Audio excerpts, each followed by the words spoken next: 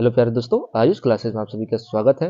इस वीडियो में हम लोग देखने वाले हैं क्लास 12वीं का जो परीक्षा है, प्री बोर्ड परीक्षा। विषय आपका बायोलॉजी है, जीव विज्ञान। ठीक है ना। तो जीव विज्ञान के आपके प्री बोर्ड में कैसे क्वेश्चंस पूछे जाएंगे और बोर्ड पेपर में कैसे क्वेश्चन पूछे जाएंगे, उन सभी क्वेश्चन को हम लोग लेकर इस वीडियो के माध्यम से आए हैं। ठीक है। तो आप लोग को एक सूचना बता देते हैं, जिन लोग चैनल पर पहली बार आए ना बाबू, चैनल को जरूर सब्सक्राइब कर लीजिए, ताकि जैसे मैं नेक्स्ट वीडियो अपलोड करूँ आप तक सबसे पहले नोटिफिकेशन पर पहुंच जाए। ठीक है ना। क्योंकि चैनल को सब्सक्राइब करने में कोई पैसा नहीं लगता, बस वीडियो को देखते देखते रेड वाला बटन आपको दबा देना होता है।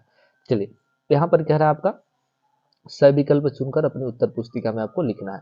कह रहा है NRN के ए की सहायता से प्रोटीन संश्लेषण की प्रक्रिया कहलाती है। अब मैं इसका सोल्यूशन नहीं देने वाला हूँ, ठीक है ना, क्योंकि आप लोग सब्सक्राइब नहीं करते हैं तो मजा नहीं आता है। ठीक है ना। इसलिए शॉर्ट वीडियो में मैं क्या कर रहा हूँ, बना दे रहा हूँ। ठीक है ना। अब इसको देखकर आप लोग याद कर लीजिए।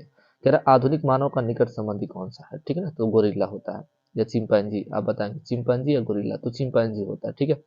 टाइफाइड के रोगजनक का नाम क्या होता है। टाइफाइड के जो रोगजनक होता है उसको हम लोग क्या कहते हैं। पेनिसिलिन की खोज किसने की थी। ठीक है ना। पेनिसिलिन जो है उसकी खोज किसने की थी, आपको बताना है। उसके बाद एक एक नंबर के क्वेश्चन है। कह रहे जैव प्रौद्योगिकी में क्लोनिंग संवाहक का क्या महत्व। वेरी वेरी आपका इंपॉर्टेंट क्वेश्चन है बोर्ड पेपर की दृष्टि से। ठीक है। उसके बाद कह रहा पेटेंट, पेटेंट से क्या आशा है, इसको आपको बताना है। उसके बाद कह रहा समष्टि, पॉपुलेशन और समुदाय, कम्युनिटी की परिभाषा आपको देना है। उसके बाद कह रहा प्रकाश संश्लेषण प्रक्रिया के दौरान कौन सी गैस मुक्त होती है, आपको बताना है। उसके बाद कह रहा लेमही मोग्लोबिन पर संक्षिप्त टिप्पणी लिखिए, आपको ये बताना है। उसके बाद कह रहा लघु उत्तरीय प्रश्न आपका फर्स्ट है, मतलब दो दो नंबर की क्वेश्चन। ठीक है। कह रहा उन्मील परागणी पुष्पों से क्या तात्पर्य है, ये बताना है। उसके बाद कह रहा परीक्षार्थ संकरण की परिभाषा लिखिए और चित्र बनाइए। सारे इंपॉर्टेंट आपके क्वेश्चन है बोर्ड पेपर की दृष्टि से। उसके बाद कह रहा मानव जीनोमा परियोजना को महापरियोजना क्यों कहा जाता है, ये बताना है। उसके बाद कह रहा क्राई प्रोटीन क्या है, इसको पैदा करने वाले जीव का नाम लिखिए। उसके बाद कह रहा जन्म दर व मृत्यु दर में अंतर बताइए। ठीक है।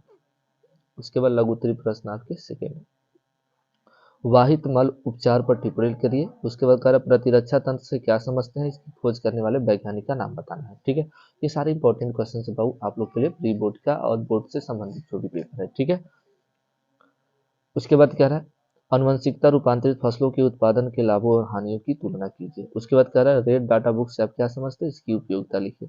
उसके बाद कह रहा है प्रतिबंध एंजाइम तथा लाइगेज एंजाइम के कार्य लिखिए। सारे तीन तीन नंबर के क्वेश्चन है। तो यहाँ पर देख सकते हैं सारे क्वेश्चन आपके हैं।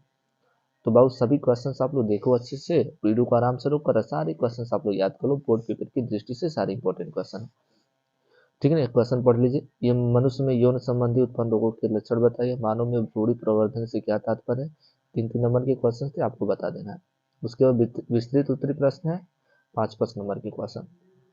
पर परागण से होने वाली लाभ तथा हानियों का उल्लेख कीजिए। नहीं आ रहा तो आप लोग इसको मासिक चक्र को परिभाषित कीजिए, इसके द्वारा हार्मोन का पारस्परिक क्रिया का एक विवरण दीजिए, आप लोग इसको कर सकते हैं। ठीक है। उसके बाद कह रहा पारजीन ट्रांसजेनिक जंतु क्या है, इसको आपको बताना है। अथवा ये नहीं आ रहा तो आप लोग संक्रामक तथा असंक्रामक रोग से क्या समझते हैं, इसको लिख लीजिए। ठीक है। उसके बाद कह रहा पारिस्थितिकी तंत्र के घटकों की व्याख्या कीजिए, अथवा वो नहीं आ रहा तो इसको आप लोग लिख सकते हैं। तो ये टोटल आपके क्वेश्चन थे। तो चलिए मिलते हैं हम पुनः नेक्स्ट वीडियो।